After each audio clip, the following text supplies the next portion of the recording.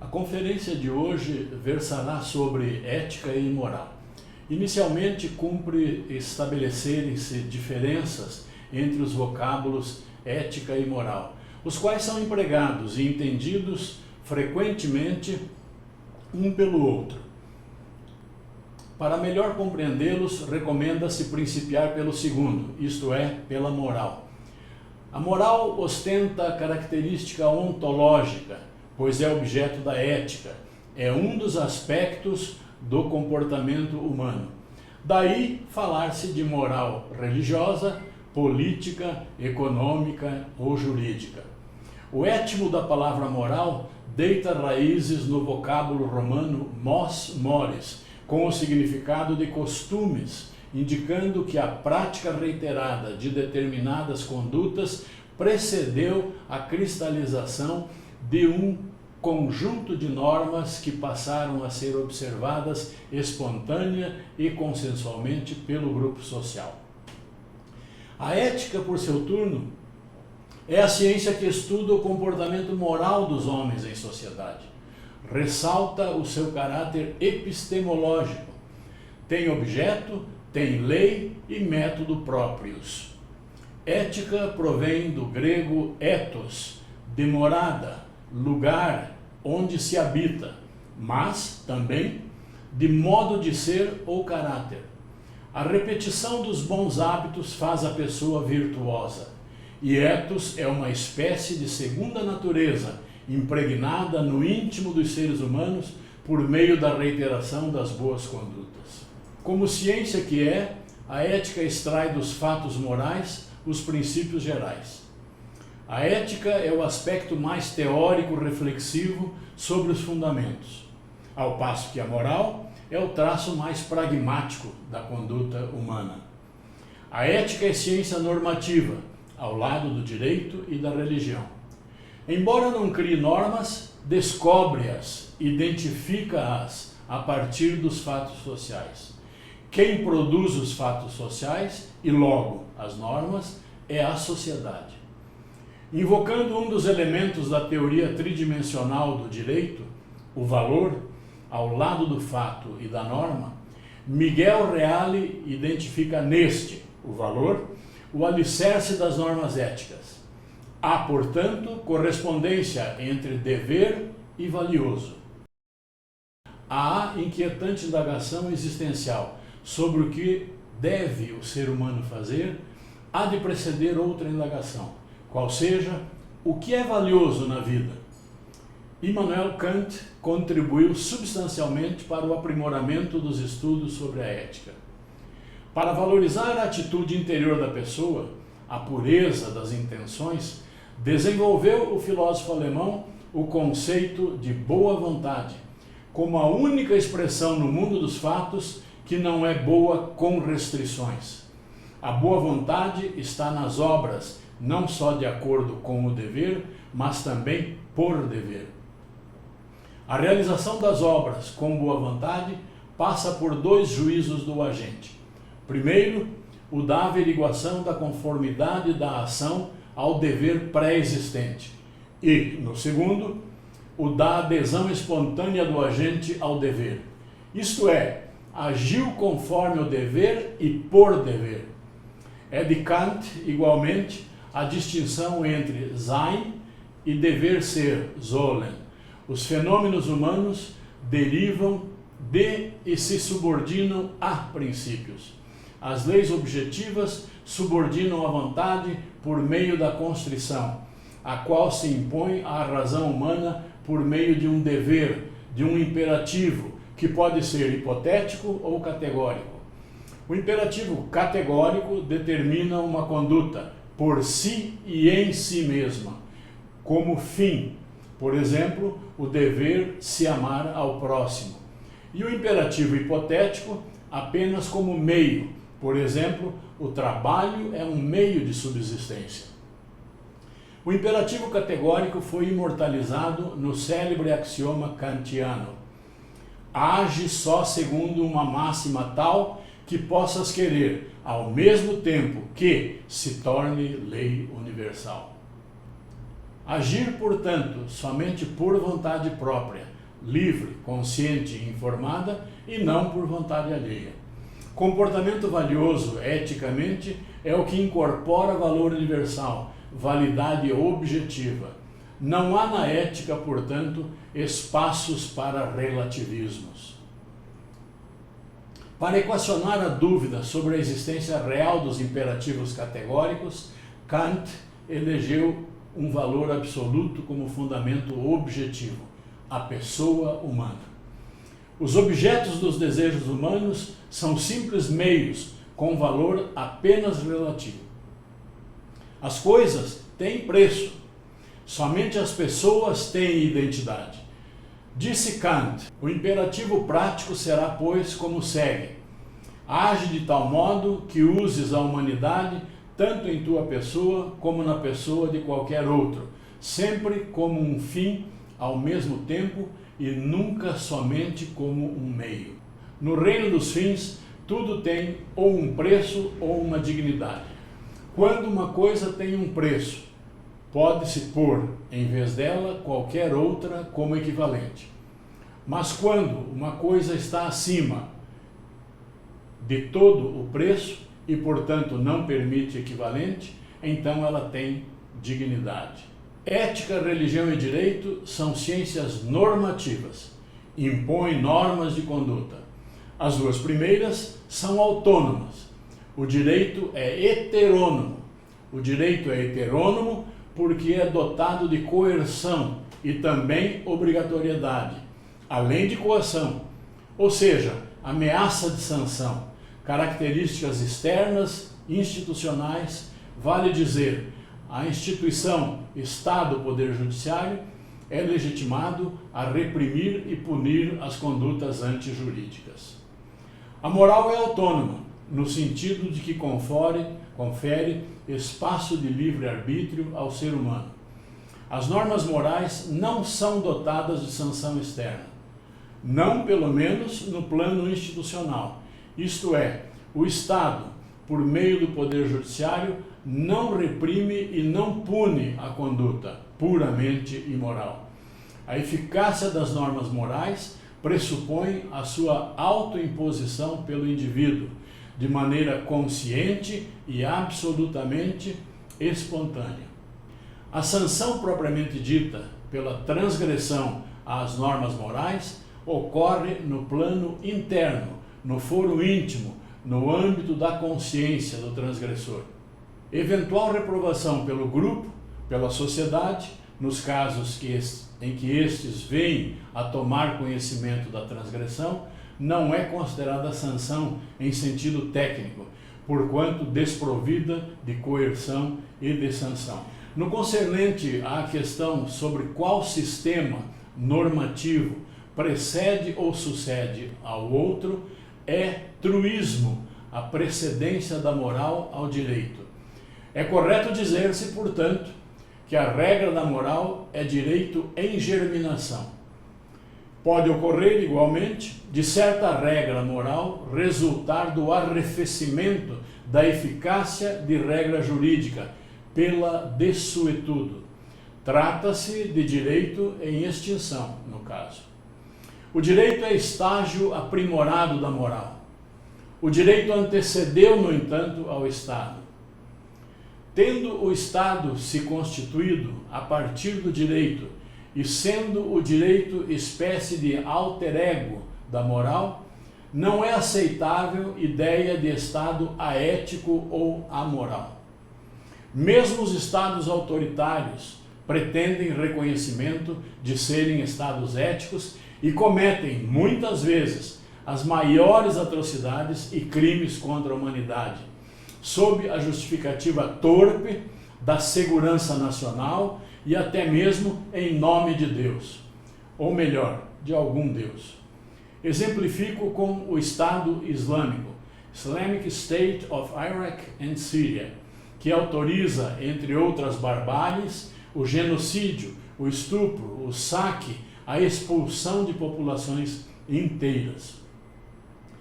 O ISIS não é, na verdade, Estado ético, porque não é Estado, porquanto não foi e não será reconhecido pelo concerto das nações civilizadas. Pois, para tanto, requer-se, além da legalidade, a legitimidade do Estado.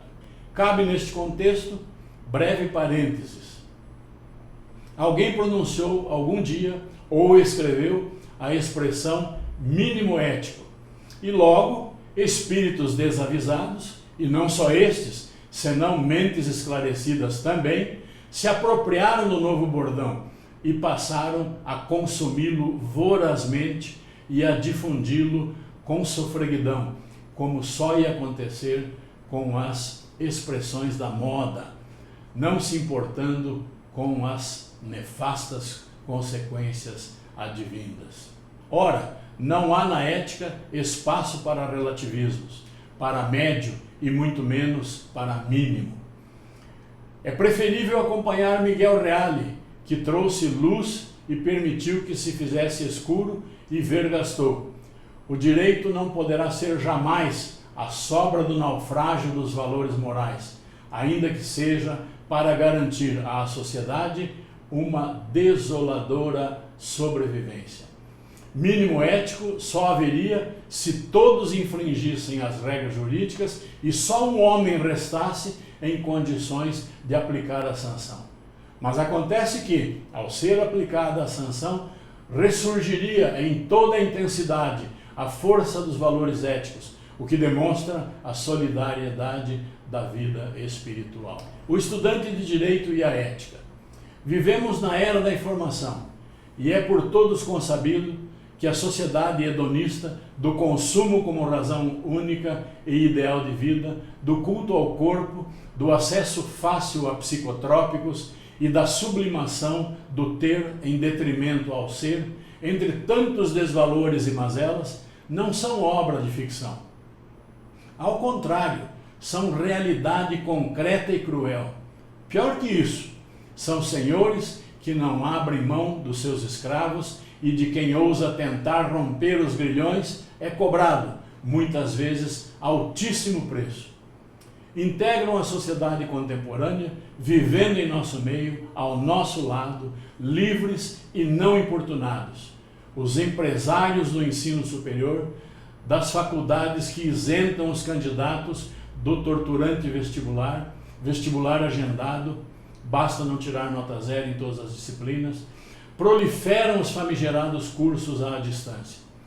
Brotam como os cogumelos do solo verdadeiras equipes profissionalizadas na elaboração de toda sorte de trabalhos científicos, monografias, TCCs, papers, dissertações, teses. Valendo-se do estonteante desenvolvimento das tecnologias de comunicação e informação, que facilitam o acesso às numerosas bibliotecas de universidades nacionais e estrangeiras, tomam o atalho do menor esforço e, subvertendo a real finalidade da rede mundial de computadores, montam verdadeiros ornitorrincos literários, mediante recurso ao expediente abominável do plágio. Porém, a mesma tecnologia que não consegue evitar o veneno, oferece o antídoto e disponibiliza eficientes, embora trabalhosos, programas de rastreamento de textos em busca de plágios, a exemplo do programa Farejador. Só depende do compromisso ético e da boa vontade dos professores orientadores em se empenharem para exterminar essa prática criminosa e deletéria para o ensino e para o progresso humano. Para se contrapor a esse degradante estado de coisas, para se escapar das hipocrisias, das armadilhas do pacto da mediocridade e dos faz de conta, o professor faz de conta que ensina, o aluno simula que estuda e assim por diante. São imprescindíveis dois pressupostos, pelo menos. Como em todas as áreas do conhecimento e profissões, requerem-se vocação e compromisso. A dificuldade em se identificar a própria vocação principia pelo desconhecimento de que o curso de Direito requer especial capacidade para compreender e desenvolver raciocínios abstratos. A falta de vocação transparece nos recém-bacharéis em Direito, candidatos polivalentes em repetidos concursos a qualquer das carreiras jurídicas, magistratura, Ministério Público, delegado de polícia e outras. O bom salário ou os bons proventos e a segurança das carreiras públicas não bastam. Devem ser conjugados com a satisfação e a realização pessoal no desempenho da atividade profissional. Vale dizer, é necessária vocação. Aceito como verdade o fato de que ética é compromisso de vida, exige-se compromisso do estudante de Direito. Como integrantes da minoria privilegiada da população que tem acesso ao ensino superior, o acadêmico de Direito, mormente de universidades públicas, tem o dever de extrair proveito máximo durante a sua passagem pela universidade. Muitos são os deveres éticos e numerosas são, igualmente, as formas de conduta ética esperada dos futuros bacharéis, advogados, magistrados, promotores de justiça, procuradores públicos, delegados de polícia e outros. A sociedade espera muito, porém, para começar, espera que os selecionados no difícil vestibular dos cursos de Direito das melhores universidades se dediquem ao máximo, estudem, não apenas nas vésperas de prova, senão diária e diuturnamente, isto é, todos os dias e durante todo o dia. Não se iludam, pois os concursos públicos mais exigentes das carreiras mais almejadas pressupõem de 10 a 14 horas diárias de estudo durante meses ou até mesmo alguns anos. Nem a colação de grau, tampouco a aprovação no exame da OAB e muito menos a aprovação em concurso público representam a garantia de aposentadoria do ato didático de estudar e de aprender.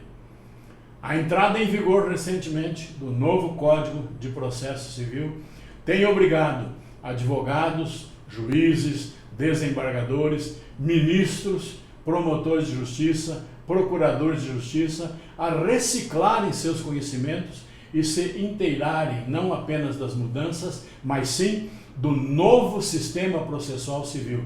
Porque o Código de Processo Civil de 2015 não é o Código de Processo Civil de 1973, com alguns retoques apenas. Afortunadamente, a observância à conduta ética por significativa parcela do corpo discente dos cursos de Direito é grande responsável, ao lado do empenho pessoal e familiar, pela aprovação de algumas centenas de magistrados estaduais e federais, alguns já desembargadores, promotores e procuradores de justiça estaduais e federais, delegados de polícia estadual e federal, professores de direito e advogados conceituados em todo o território nacional.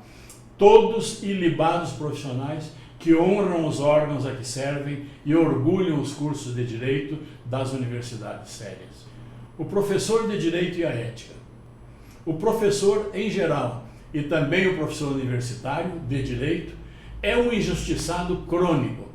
Somadas as muitas horas dedicadas à preparação das aulas, à administração destas, à correção de provas, de trabalhos bimensais, de trabalhos de conclusão de curso, de orientação destes trabalhos, de publicação de trabalhos científicos, de reuniões departamentais e outras, chega-se a uma das mais aviltantes remunerações por hora trabalhada.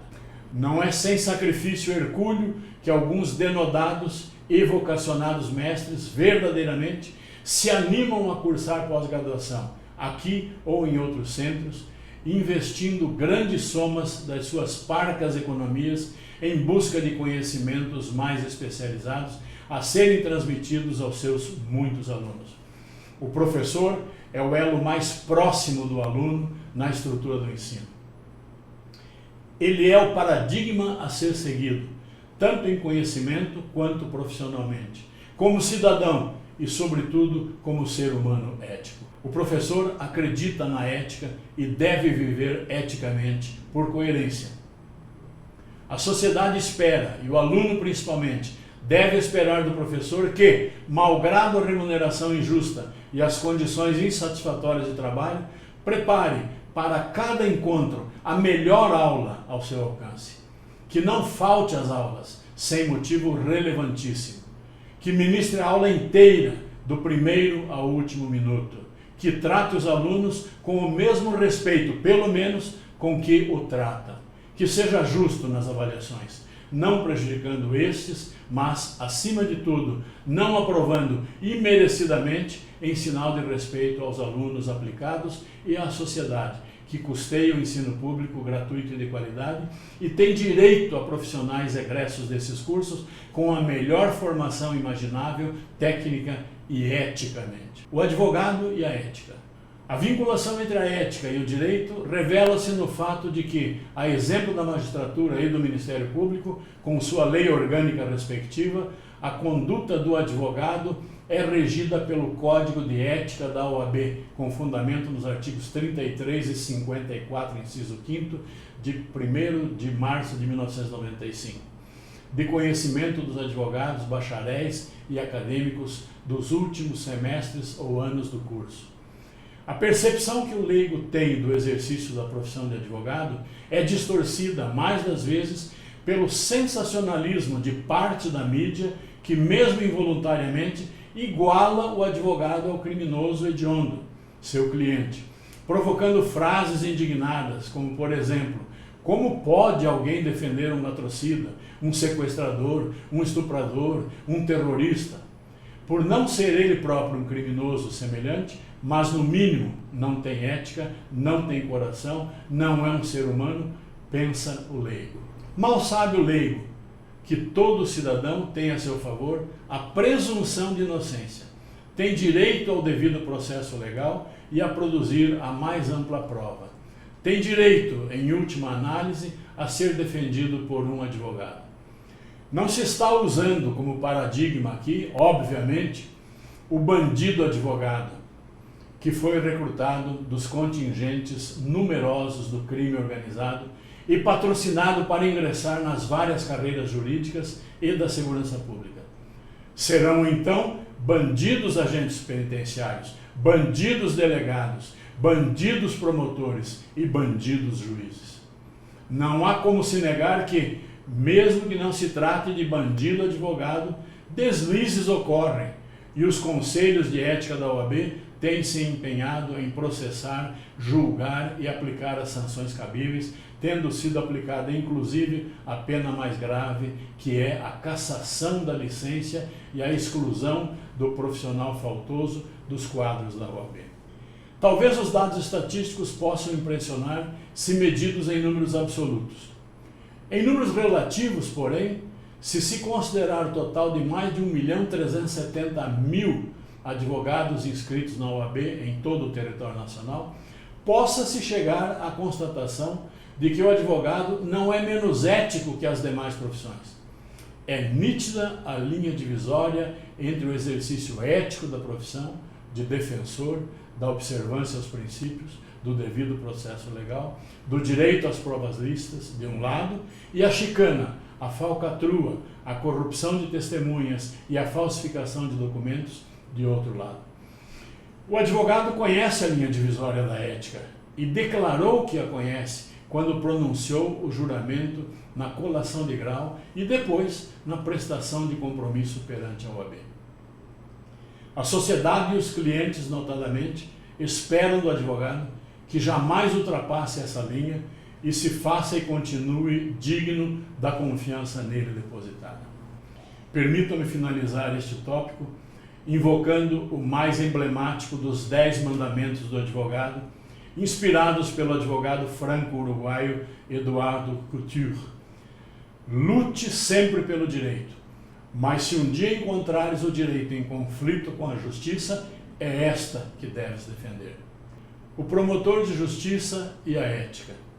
Tanto quanto o advogado, o Ministério Público e, consequentemente, o promotor de justiça é considerado essencial pela Constituição, no artigo 127 caput, a funções jurisdicionais do Estado. Antes de adquirir esse status, não só no Brasil, mas na Itália, também o promotor de justiça movia-se dentro de um campo de tensão psicológica na lapidar expressão de Piero Calamandrei: entre todos os cargos judiciários, o mais difícil, segundo me parece, é o do Ministério Público. Este, como sustentáculo da acusação, deveria ser tão parcial como um advogado, e como guarda inflexível da lei, deveria ser tão imparcial como um juiz. Advogado sem paixão, juiz sem imparcialidade, tal o absurdo psicológico no qual o Ministério Público, se não adquirir o sentido do equilíbrio, se arrisca, momento a momento, a perder por amor à polêmica, a objetividade sem paixão ao magistrado. De um lado, cobra-se do Ministério Público postura proativa, em que, para além de intervir em processos nos quais se defendam interesses indisponíveis, dever-se encampar a proteção de interesses difusos ligados, por exemplo, à economia popular, à captação pública de poupança. Se se omite, receberá por um lado a pecha de acomodado e covarde, por não enfrentar lide trabalhosa e inglória. Por outro lado, se converter em instrumento de ativismo ministerial, transformando qualquer fato em lide, poderá ser-lhe esculpido o label do escopo escuso, verdadeiro, de ocupar espaço e tempo sob os holofotes da mídia. Dever ético de capital importância, que impende sobre o promotor de justiça, é o de estar presente realmente nas audiências em que lhe cabe intervir. Tem sido visto, embora com pequena frequência, felizmente, juízes ditarem ao escrevente o conteúdo da intervenção ministerial. Retribuindo a deferência, promotores se substituem aos juízes na condução da audiência, em uma abominável inversão de papéis e em prejuízo dos interesses das partes, motivada pela quebra do princípio da imparcialidade. A sociedade espera do Ministério Público que atue com independência, destemor, que cumpra com compromisso e com ética a sua função constitucional de fiscal da aplicação da lei e de defensor do interesse público, o juiz de direito e a ética. O arcaísmo do Poder Judiciário pode ser ilustrado com a conhecida anedota segundo a qual um contemporâneo do início da Idade Moderna, de meados do século XV, teria ressuscitado em 2025 e visitado uma agência bancária, não tendo reconhecido como tal. Visitou um fórum ou tribunal e não teve dúvida em reconhecê-los. Todo o Poder Judiciário conta com aproximadamente 16.013 magistrados, entre eles incluídos juízes, desembargadores, ministros das justiças estaduais e federal. Tramitam cerca de 84 milhões de processos na primeira, na segunda e na terceira instâncias, além do Supremo Tribunal Federal, o que resulta em 5.245 processos para cada magistrado. Não interessa à sociedade um poder judiciário sobrecarregado, desaparelhado e ineficiente, que finaliza processos após tempo médio de 3 anos. A morosidade do judiciário, a par de leis frouxas e da incapacidade do Estado em esclarecer a maioria dos crimes e em garantir a execução das penas, gera a sensação ou até a certeza da impunidade. Se não cabe exigirem-se milagres do juiz, julgando todos os feitos em prazo máximo de 6 meses, a própria Lei Orgânica da Magistratura lhe impõe, entre outros, em seu artigo 35, inciso 6º, o dever de pontualidade e de cumprimento do expediente integral. Tal norma não reveste justificativa quanto à sua positivação, considerando-se o alto quociente mormente de imputabilidade dos seus destinatários, orientado na regra preconizada da parábola dos talentos, segundo a qual a quem mais é dado, mais é cobrado. É despiciando acentuarem-se os deveres de honestidade e imparcialidade do juiz. Em síntese, a lei exige que o juiz seja virtuoso, que tenha conduta irretocável, tanto na vida pública quanto na particular. Lei Orgânica da Magistratura, artigo 35, inciso 8º. Por isso, são atuais absolutamente as advertências do desembargador Edgar de Moura Bittencourt, formulada há décadas.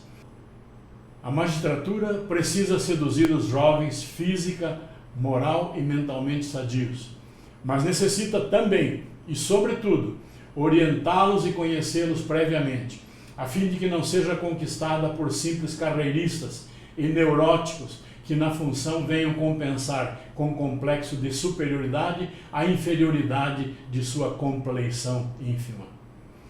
E o também desembargador José Renato Nalini arremata: o juiz vocacionado, em paz com a opção profissional e convicto de que sua atuação interesse à preservação da harmonia e à construção do Estado de Direito e à democracia brasileira, saberá portar-se de maneira a não chocar a comunidade a que serve. Se puder ser virtuoso, melhor. Se isso se mostrar impossível, ao menos não prejudique com seu mau exemplo a já consabida imagem do judiciário. O homem ou é consciência ou não é homem, pregava ao seu amoroso Lima. O juiz deverá exercitar diariamente sua consciência para se auto-indagar se tem sido fator de remoção de entraves à felicidade das pessoas ou se tem colaborado para afligi-las ainda mais. Se a sua postura como julgador tem sido útil ou se poderia exigir-se-lhe mais. Se a sua conduta como cidadão privilegiado pelo sistema tem retransmitido à comunidade os bons exemplos ou se tem sido causa de escândalo ou descrença. Espera-se muito mais do juiz pela nobreza da função que exerce e da credibilidade que inspira em face dos jurisdicionados, que observe e aplique não somente as regras positivadas no ordenamento jurídico, mas com igual reverência as normas éticas, que julgue com imparcialidade, com justiça e equidade, devotando a cada um dos partícipes da relação processual atenção e respeito, contribuindo para a superação do modelo tradicional adversarial de demandas judiciais em prol de um há muito necessário e almejado processo cooperativo e integrativo, mais adequado a promover a aplicação satisfatória da lei e o restabelecimento da paz social. Como conclusões, feitas essas considerações, as minhas palavras de conclusão somente podem ser otimismo e esperança, sem embargo da lúcida consciência da dura realidade, do grave momento que a nação e a sociedade brasileiras estão vivenciando. No entanto, é por muitos apregoado que as crises nada mais são do que oportunidades para se mudar o status quo e se construírem soluções para antigos problemas aparentemente insolúveis. Não resta dúvida de que o longo processo de acumulação de frustrações infligidas à sociedade brasileira culminou por despertar nesta um tal sentimento de indignação, um aflorar da consciência ética coletiva, de maneira unívoca, forte suficientemente para não mais retroceder e criar as condições para a reconstrução de uma nação justa, ética, que garanta emprego, saúde, educação e segurança para a sua população.